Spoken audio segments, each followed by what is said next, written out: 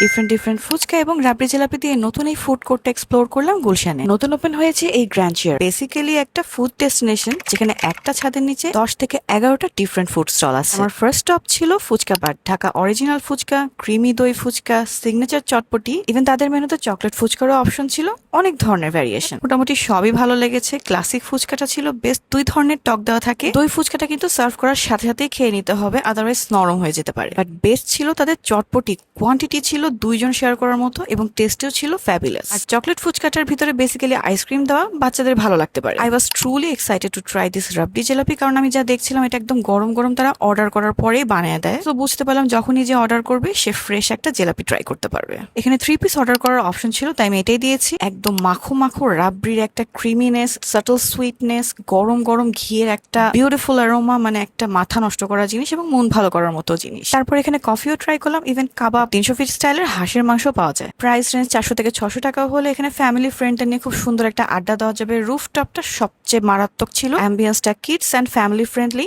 So বলা যায় the Grandeur food court is the best option for your next food stop.